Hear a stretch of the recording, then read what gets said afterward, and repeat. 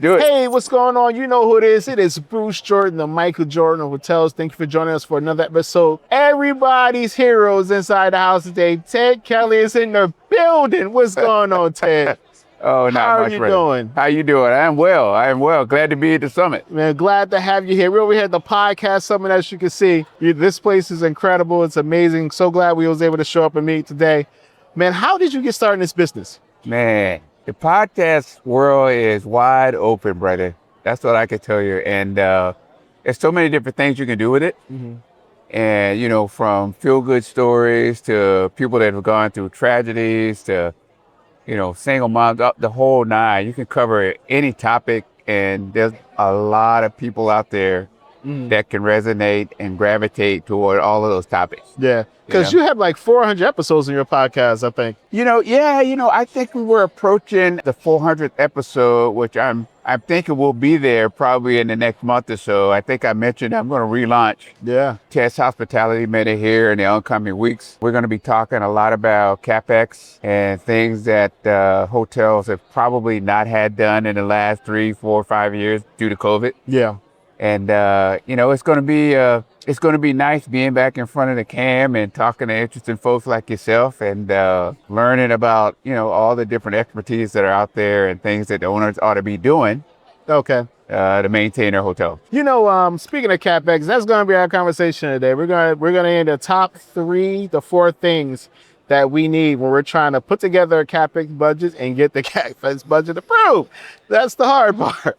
Like, give me a couple of challenges that you had when you're trying to put together your CapEx budget, and what are some of the things you did to overcome that? Because it's something that we do for a lot of ownership groups from REITs, brands, what have you. What you really find out is that a lot of those guys don't have time to dedicate to really doing a good job on their CapEx. Correct. And because, like I mentioned before, because of where we've been with the industry post-COVID, a lot of folks need help. Not only do they need help getting it done, but they also need help prioritizing what ought to be done. Yeah. And because they don't, because they haven't really been doing that preventive maintenance and kind of being in touch with the properties, there's a lot of major things that probably ought to be looked at that can't all be done at once, but there's some things that need to be on top of the list that ought to be done first. Think about it. If you ever go to a hotel and the HVAC goes out. Oh, yeah. Oh, yeah. Right about now. Oh, man, it's over. That's like 60 grand probably. You're going to have everybody checking out your hotel real fast, right? It's over, yeah, for sure. So, it's things like that, like, chillers and rooftop units. Any of those things go out right about now, you're already losing revenue. Wow.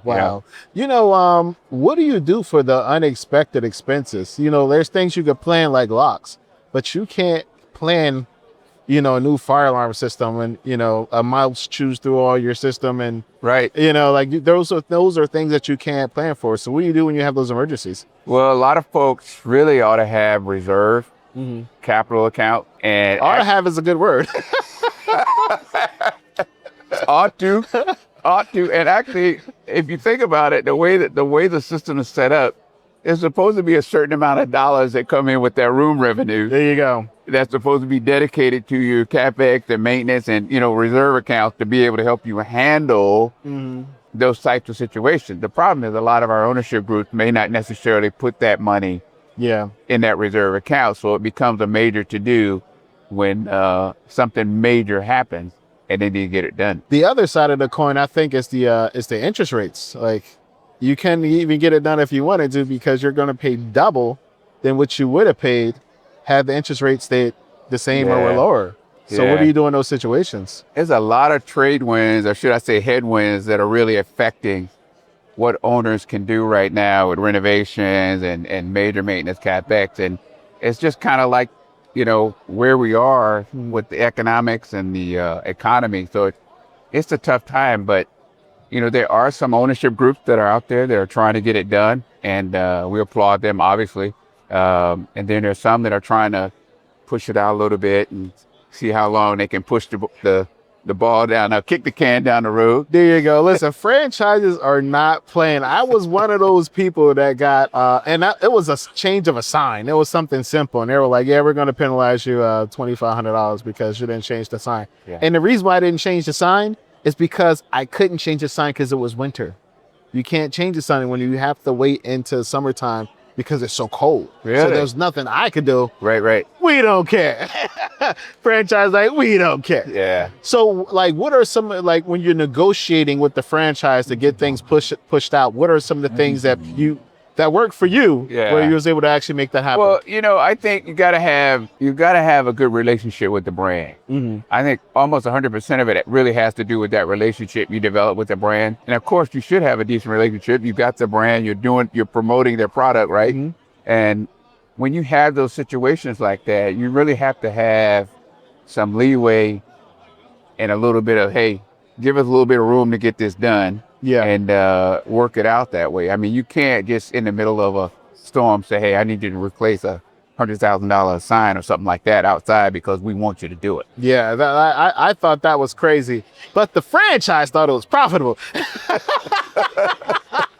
So crazy is always crazy, may not win over profit. Yeah, that's just the way it is. Nothing you can do about that. Yeah. Like, what is one of the biggest challenges you ever had dealing with the CapEx budget? And what did you do to overcome that? Always the biggest challenge is going to be having enough money to do the things that you need to do. Yeah. So when you said earlier, when I mentioned that list of priorities, so you've got the list that you come out of the CapEx planning with. They say, okay, this is what we need to do. And you say, okay, how much money do we have? Well, you got $50 million worth of CapEx work needs to be done. You only got 30. Yeah. What are you going to do? So you got to really kind of keep squeezing, keep moving. How can we push that replacement out another year? Yeah. And then kind of manage it that way. Because, everything is, I think everything has got to be proactive. And if you stay in front of the key assets in your hotel, chillers, roof, elevators, all those things got to stay intact. So you talk about major CapEx type stuff and renovation. If you're not doing the renovations, the guy down the street with the brand new fresh look. Oh yeah. Oh yeah. He's raising his rate and he's getting your business. They popping up like Pop-Tarts. Yeah. So it's a double-edged sword. Man, well listen, thank you for being on this show. Yeah. How can everybody get in touch with you? Yeah, hey, you want to reach me, reach out to Ted at Ted's Hospitality Minute. Obviously, you can find me on LinkedIn. You can find me on YouTube. You can find me on Apple Podcasts. And also, if you need services, CapEx services, planning, renovations, all of that good stuff, we're here to help. InterserveHospitality.com is where you can find us. And I'm easy to find. All right. And thank you for watching another episode. This is Bruce Jordan of Michael Jordan Hotel signing out. Hey, what's going on? It's Bruce Jordan, the hotel revenue expert. I just want to take a quick second to thank you for watching this video. If you could just do us a big favor and just subscribe to the channel. We have a lot more videos like this, more information, great information about hotels. I'm also the author of the Hotel Revenue Bible.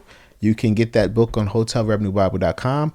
And we are here to answer all your questions. So if you have any questions, just shoot us a quick text at 321-321-2002. That's 321-321-2002.